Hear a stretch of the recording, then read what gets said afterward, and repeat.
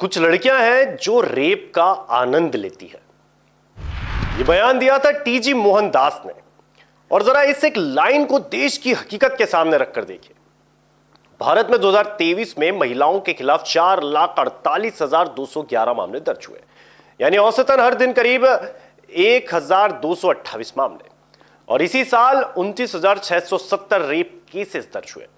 अब ऐसे देश में जहां महिलाएं पहले से ही हिंसा, उत्पीड़न और डर की शिकायतों के साथ पुलिस और अदालतों तक पहुंच रही है, वहां कैमरे के सामने बैठकर कोई यह कहे कि लड़कियां ऐसी हिंसा का आनंद लेती है, तो सवाल उठना जायज है। आखिर महिलाओं के सम्मान को लेकर ऐसी सोच आती कहां से? और उसमें भी बड़ा सवाल, अगर ऐसी सोच रखने वाला व्यक्ति सार्वजनिक मंच पर इतनी खुली भाषा इस्तेमाल कर सकता है, तो क्या देश की लड़कियां सच में सुरक्षित महसूस करेगी? जंतर मंतर पर नीट पेपर लीक के विरोध में छात्र प्रदर्शन कर रहे थे। उनकी मांग से असहमति थी।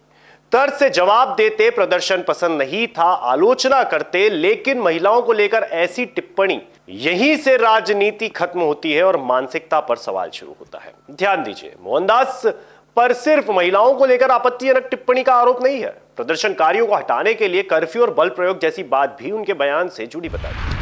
मतलब छात्र सवाल पूछे तो संवाद नहीं दबाव, और महिला प्रदर्शनकारी हो तो सम्मान नहीं, ऐसी भाषा। फिर केरल पुलिस ने कार्रवाई की, डिजिटल डिवाइस जब्त हुए, वीडियो और सोशल मीडिया गतिविधियों की जांच शुरू हुई और टीजी मोहनदास अब गिरफ्तार हो चुके हैं। अब यहां आता है सबसे जरूरी सवाल। रिपोर्टों के मुताबिक मोहनदास पर लगाई गई धाराओं में 3 से 4 साल कम की सजा का प्रावधान है, और इन धाराओं में गिरफ्तारी हर स्थिति में अनिवार्य नहीं होती।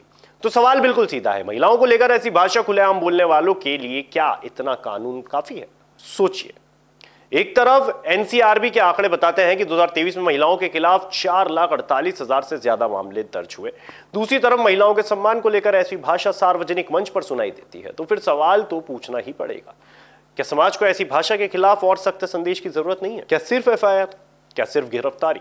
क्या सिर्फ कुछ साल की संभावित सजा? या ऐसी सोच को सार्वजनिक रूप से बढ़ावा देने वाली भाषा के खिलाफ कानून का डर भी उतना ही गंभीर होना चाहिए जितनी गंभीरता से हम महिलाओं की सुरक्षा की बात करते हैं? क्योंकि महिला सुरक्षा सिर्फ सड़क पर पुलिस खड़ी करने से नहीं आती। महिला सुरक्षा उस माहौल से भी आती है जिसमें महिलाओं के खिलाफ अपमानजनक सोच को सामान्य नहीं बताया जाता। और यहाँ कोई सॉफ्ट कॉर्नर नहीं होना चाहिए। सरकार की आलोचना करो, नीट व्यवस्था पर सवाल उठाओ, प्रदर्शनकारियों से असहमति जताओ, लेकिन महिला सम्मान को कुचलकर अपनी बात बड़ी साबित करने की कोशिश कभी मत करो। क्योंकि महिलाओं की गरिमा कोई पॉलिटिकल पंचलाइन नहीं है, कोई यूट्यूब कंटेंट नहीं है, कोई तंज का सामान भी नहीं है, और बिल्कुल भी ऐसी चीज नहीं है जिसे कैमरे के सामने बैठकर मनमाने तरीके से उछाला जाए। और एक बात और, टीजी मोहनदास से जुड़े संगठनात्मक बैकग्राउंड पर भी चर्चा हुई। रिपोर्टों के मुताबिक वे बीजेपी केरला के इंटेलेक्चुअल सेल के पूर्व प्रमुख रहे हैं और आरएसएस से भी जुड़े रहे हैं।